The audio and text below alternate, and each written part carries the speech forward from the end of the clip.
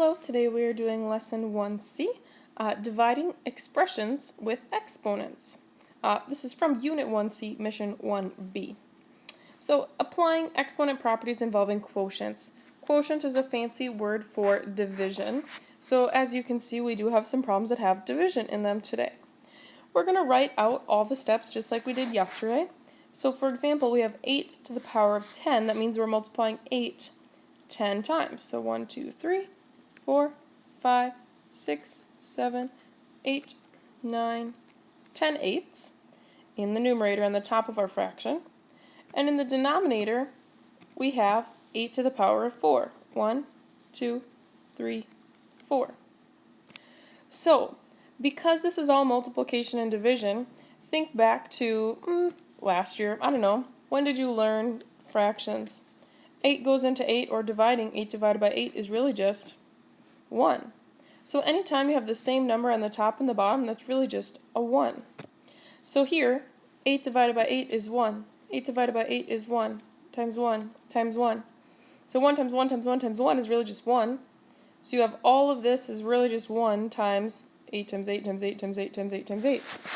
So we don't have any more 8s left over on the bottom. We do have 1, 2, 3, 4, 5, 6 left over on the top. So our answer, simplifying this, well, 4 of them canceled out and left us with 6 left over, 8 to the power of 6. There's nothing on the bottom in the denominator. If you want to put it over 1, you can. It does not change your answer. Dividing by 1 still gives you the original question. So here we have negative 3 multiplied 5 times.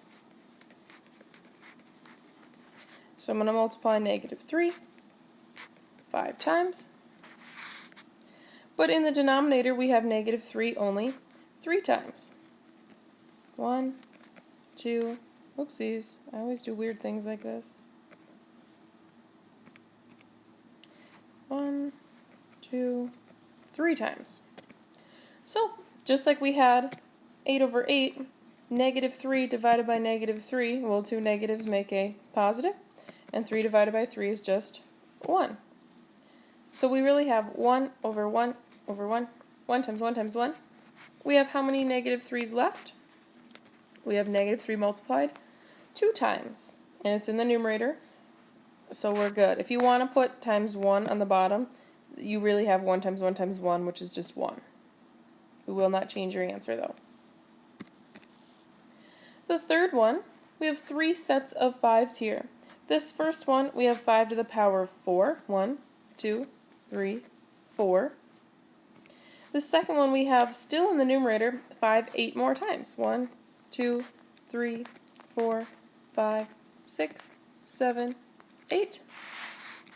And then in the denominator we have 5 7 times. 1, 2, 3, 4, 5, 6, 7. If you need to pause the video to write out the numbers, please go ahead and do so. Now we're going to simplify by eliminating numerator and denominator. This is really 5 divided by 5, which is 1. Same, 1 times 1 times 1 times 1 times 1 times 1. So we need to count up how many 5s are there left over. 1, 2, 3, 4, and 5. So our answer is 5 to the power of 5. Again, we are just simplifying. We are not actually solving. Don't multiply it out.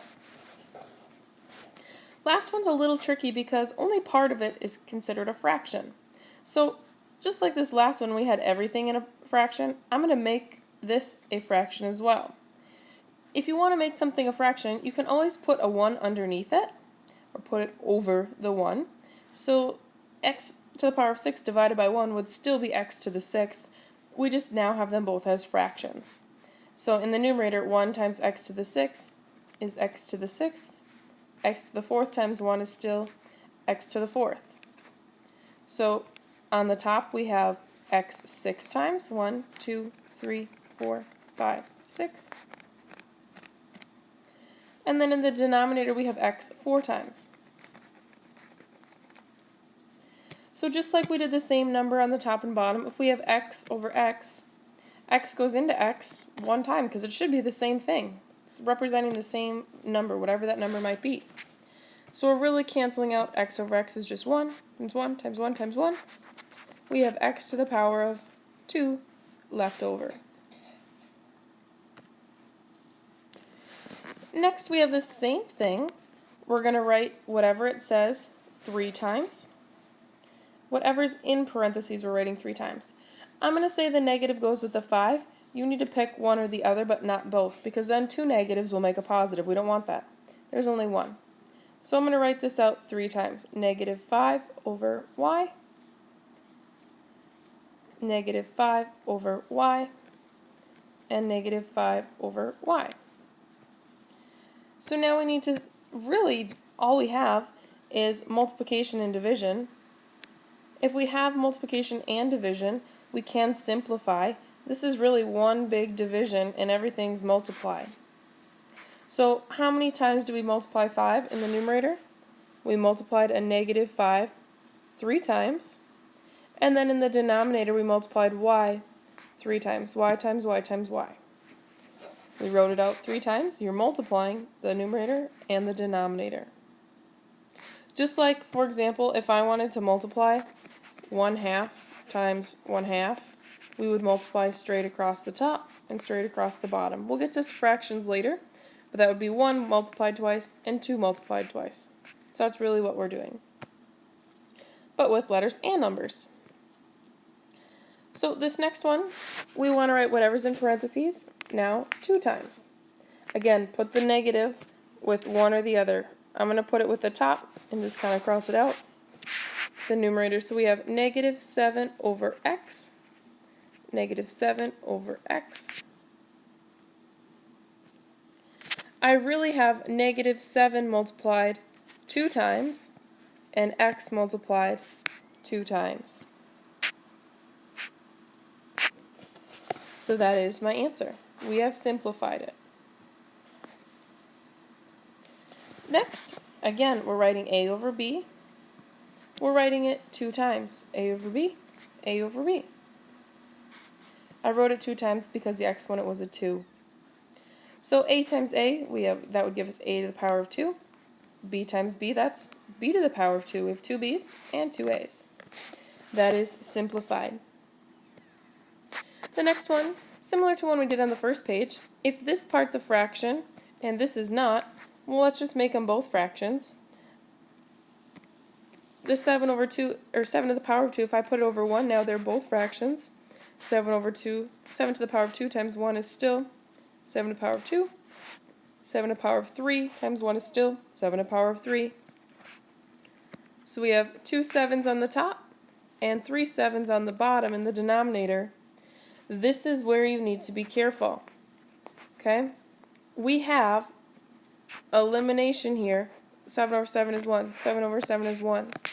There's nothing left on the top. You need a placeholder on the top. It is a 1. You really did 1 times 1. On the denominator, we have 1 7 left, so it's just 7, or 7 to the power of 1. But this is your answer, 1/7. Your answer is not just 7 because it's in the denominator. You need to show that it's still on the bottom half of the fraction. Let's move along. We have now x over y 3 times. X over y, x over y, x over y. So we're really one big multiplication and division problem here. We have x multiplied 3 times and y multiplied 1, 2, 3 times.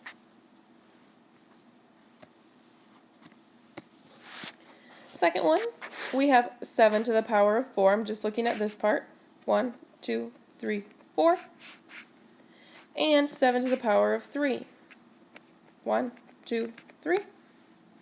And the denominator, 7 to the power of 5. 1, 2, 3, 4, 5. And so we can eliminate or simplify. 7 over 7 is 1, times 1, times 1, times 1, times 1. We have 7 to the power of 2 left over. If you want to put the 1 on the bottom, you can, but you don't need it because dividing by 1, you still end up with 7 to the power of 2. All right, a couple more, a little bit more challenging, but we can do it. Everything that's inside the parentheses, it doesn't matter what's in there, we are going to write 3 times. So I'm going to write 4x squared over 5y. We're we're going to write that 3 times. 4x squared over 5y. 4x squared over 5y. Now, some of you can simplify from here. This is really all on the top, this is really all on the bottom, everything's just multiplied. Each of these x's is really not 1 but 2 x's. So if you want to write this out as 4 and 2 x's times 4 and 2 x's, 4 and 2 x's. On the bottom we have 5y, 5y, 5y. This is as expanded as you can get because there are no exponents left. So now we're going to count up first our numbers, then our letters of how many of each letter and number we have. So first, our 4's, we have 1, 2, 3. So that would be 4 to the power of 3. Then our x's, we really have 1, 2, 3, 4, 5, 6. So we have x to the power of 6. In the denominator, we have 1, 2, 3 5's that are multiplied. If they're touching, that's all multiplication. So 5 to the power of 3. And then last, 1, 2, 3 y's, y to the power of 3. So this is your answer. I would suggest trying this one on your own and then clicking play to see if you got it right. I'm going to write everything here 2 times. X to the power of 2 over 4y. X to the power of 2 over 4y. So we still have exponents. I'm going to write it out. This is really x 2 times. And again, x 2 times. On the bottom we have 4y and 4y. So how many x's do we really have on the top? 1, 2, 3, 4. We're multiplying x 4 times. And first on the bottom we have our 4's, 4 to the power of 2.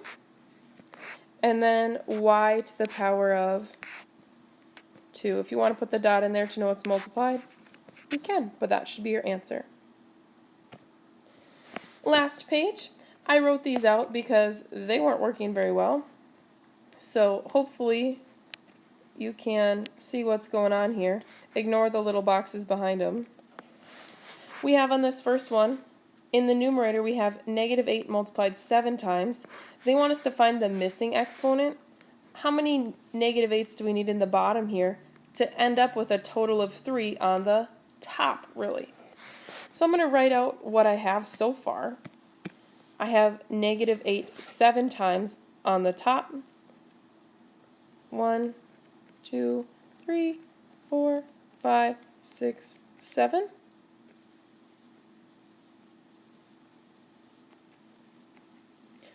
Three, 4, 5, 6, 7. Yep, we have 7 on the top. Our answer, we only need 3. So we need something to go on the bottom here to give us an answer of only 3 of them left over on the numerator. So I need to keep these 3, or any 3 really. How many -8's would I need to put on the bottom? Oopsies. How many -8's would I need in the bottom down here to eliminate some of these? Well, for each one of these, I would need a -8 to eliminate. So I really need to add 1, 2, 3, and one more over here would be 4.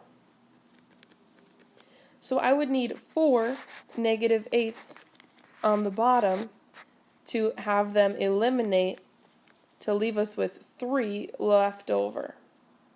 So that question mark is a